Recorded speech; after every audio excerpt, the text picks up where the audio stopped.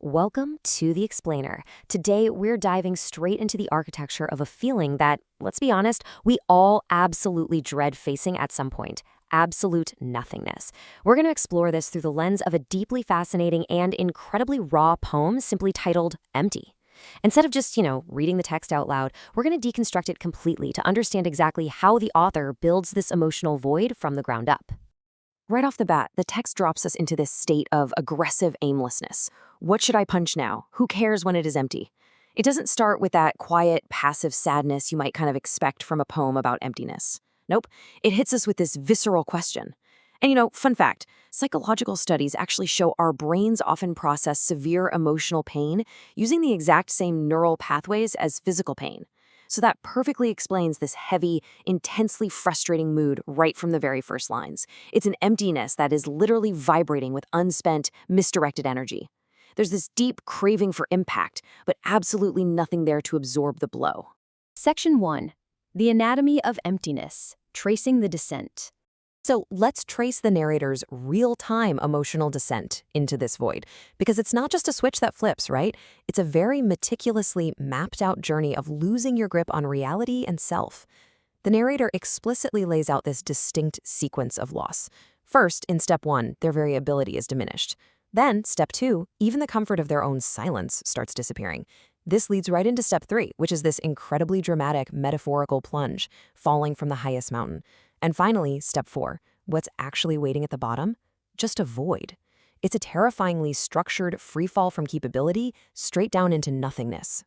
Now notice the highly cinematic language the author uses to describe this psychological fracturing. On one hand, we have the tight, suffocating reality of the tragedy. In close-up, I am crying. It's super intimate and painful. But then the perspective suddenly snaps backward to a long shot, where the narrator sees themselves running and, bizarrely, laughing as they hit their head. It brilliantly captures that absurd, almost out-of-body detachment you can get when emotional trauma just becomes way too much to process in the first person. Section 2. Isolation and the Empty Set. Mathematical Isolation. This is where the poem takes a really fascinating shift. It actually steps away from pure emotional descriptions and starts using cold, clinical concepts instead. The crucial point here is how the poem brilliantly borrows a strictly mathematical term, the empty set.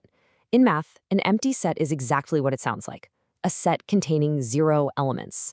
And the narrator uses this to turn their life into a literal 0. They state they see absolutely no point in returning to a state of future being. Their life, their future, their potential, it has all been reduced to a bracket with absolutely nothing inside it. And the crazy thing is, this isn't happening in some physical vacuum. Despite external realities, like friends literally knocking and reaching out to them, the narrator is trapped in what they call a state of formlessness. There's nothing going in and nothing coming out. They are completely unable to share their internal state with the outside world. And that makes the isolation absolute, even when they're totally surrounded by people who care. When you look at the internal casualties of this state, it's basically a total system failure. The mind, the intellect, it says goodbye. Intuition, that gut feeling, it completely disappears. And the heart is left with this incredible oxymoron, a fullness of void. With all of these internal compasses totally shut down, absolute numbness takes over. The narrator realizes they have nobody to count on, no real friend or ally left inside themselves. The whole shebang is just gone and forgotten. Section 3. Facing the internal jury. Facing the judgment. But wait, just when you think the emptiness is complete, static, and forever flat, we hit the climax of the poem. Out of nowhere, the narrator suddenly turns inward. The numbness breaks, and they find themselves facing a hostile internal jury. The text says this jury is hissing and fussing, demanding payment for past deeds. It brings this abrupt rush of screaming awareness right to the surface. It is a terrifying scene, honestly. They are completely alone, yet suddenly on trial inside their own mind, feeling so scared and fearful as this jury knocks aggressively on their emptiness. Which, of course, raises a pretty essential question for us to consider as we analyze this text. Think about it. How can a state of absolute nothingness suddenly shout? I mean, if the intellect is gone, the gut is silent, and the heart is full of void, where exactly is this hissing jury coming from? How does a completely empty room produce such an intense, terrifying noise? Section 4. A creation of the mind.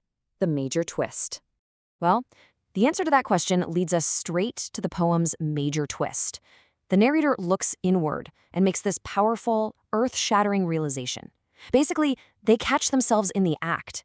They say, creating everything out of nothing. This emptiness, this void, it isn't passive desperation at all. It isn't just something that happened to them. No, it's something being actively, forcefully, and exhaustingly constructed from the inside. This just brilliantly illustrates the internal dynamics at play here. The heart, it's not playing. It has absolutely no part in this game. The gut, completely silent, doesn't say a single word.